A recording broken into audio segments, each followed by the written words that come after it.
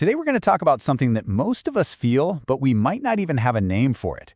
It's this subtle but, man, powerful force that kind of runs our lives, inner urgency. We're going to break down what it is and what it's actually like to live without it. So let me ask you something, and I want you to really think about it for a second.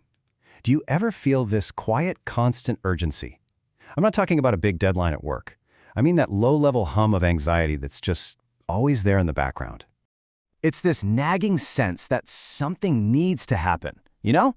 That this moment, right now, isn't quite it. It's this feeling of being incomplete, like you're always on the edge of the next thing. And a lot of the time, this feeling disguises itself as progress or self-improvement. It's that voice that says you or your life or your job should be getting better, like right now. It basically turns your whole life into a project that always needs fixing, instead of a moment you're actually living in.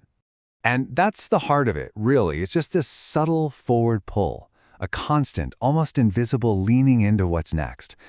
So let's get into it. Let's really unpack what happens when that pull finally stops. Okay, so let's dig a little deeper into this constant forward pull. How does it actually show up in our day-to-day lives? What does it feel like? So if we had to put a label on it, here's a good one. Inner urgency is that subtle background push we've gotten so used to that we think it's just normal. We mistake it for healthy ambition or, being responsible. But it's not the same. It's got this edge of pressure to it, this feeling that you have to keep moving. And the thing is, this urgency is sneaky. It hides in plain sight. It's that voice that's always looking for the next thing to improve or fix. It's that feeling deep down that you can't just rest, you have to earn it. It's that quiet but relentless lean into whatever's next on the to-do list. So what happens when all that pushing finally goes away? It's not just a sigh of relief. It's a total, fundamental shift in how you see and experience every single moment of your life. And this quote just nails it. When that urgency is gone, moments stop being just stepping stones to get to the next thing. Instead, each moment starts to feel, whole, complete, just as it is. Okay, but here's where things get a little tricky, and it's where a lot of us get it wrong. We imagine that losing all this pressure would feel like this huge, blissful, aha moment. But the reality? It's actually pretty different. I mean, just look at the contrast here. On one side, you've got our expectations. We think it's going to be this moment of intense clarity or pure bliss, this grand awakening. But the reality is, it's simple. It's ordinary. It can even feel kind of unremarkable. And that can be really confusing, right? Because we're so used to thinking that intense feelings are what make life meaningful.